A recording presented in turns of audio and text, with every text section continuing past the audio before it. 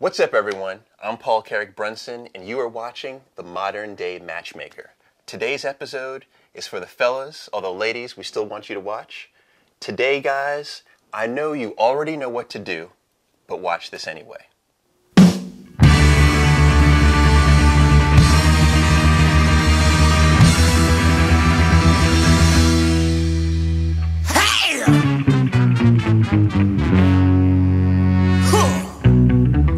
So the other day, I'm talking to a really good friend of mine over the phone, and the conversation went a little something like this.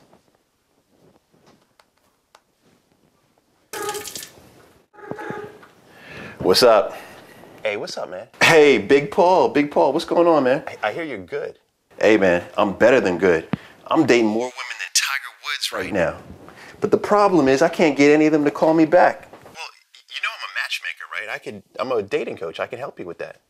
I'm a pimp, player. I don't need any help from you. I've been doing this for 15 years, man. I'm good. Okay, fine. All right, peace. All right, man, peace. Get some of these cupcakes. And that, my friends, is how most conversations between men go. See, there's a big problem that we have men. We don't get the same type of feedback that our women counterparts do.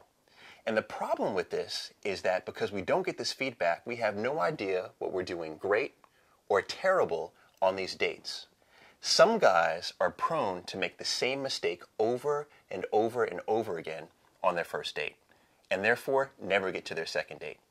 So guys, I know most of you out there already know what to do, but those of you that don't, I've put together some tips that'll help you to get that second date. And if you just follow these, I promise you the second date will be within grasp. So here are the tips. First off, I want you to plan the date far in advance. And far in advance doesn't mean the night before. It means at least the week before. Next is stay in touch over the course of the week. A day before, pick up the phone, confirm that the date is still on. The day of the date, show up to the woman's house on time. Once again, that is on time. Next, remember that chivalry is not dead. You're a gentleman. Help her into the car, help her to put on a coat. If it's cold outside and she doesn't have a coat, give her your coat, okay? In terms of the venue, make sure you pick a place that she is comfortable in, right? If she likes a particular type of food, bring her to that restaurant. If she likes a particular type of music, bring her to that venue. If she likes a particular part of town, bring her to that town. The bottom line is be comfortable and make sure that she's comfortable. Now, when you're out at the venue and you're talking, make sure that you're asking great questions. But more important than asking great questions, I want you to listen. Listening is the most important thing that you can do on this date, is I want you to listen.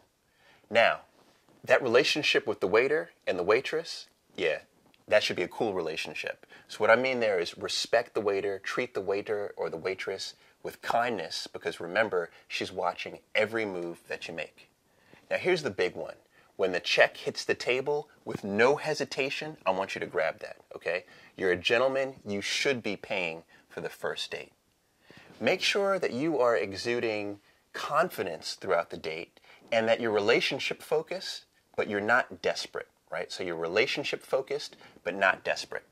At the end of the date, you walk her to the car and you walk her from the car to her home. Now, here's the tricky part. If over the course of the date, she's given you physical contact, so that means that she's maybe touched you on your leg or your arm, then I say the ice is broken and you can give her a kiss on the cheek. If she has given you no physical contact whatsoever, you give her a hug and you tell her good night. The next day, you pick up the phone, you call her, you thank her for the opportunity that she gave you, and you schedule your second date. Now keep in mind, fellas, what we are doing is we are putting on a show for this date, okay? And who you're playing, I'll tell you exactly what your role is. Your role is you are the concierge at the Ritz-Carlton.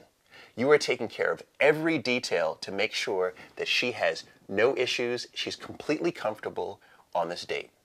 Most importantly, you are listening, you are being the gentleman that I know you are, and remember, pick up that check. If you do all of these things, I promise you, you'll have a much better shot at getting date number 2 and you'll be that much closer to realizing love is closer than you think.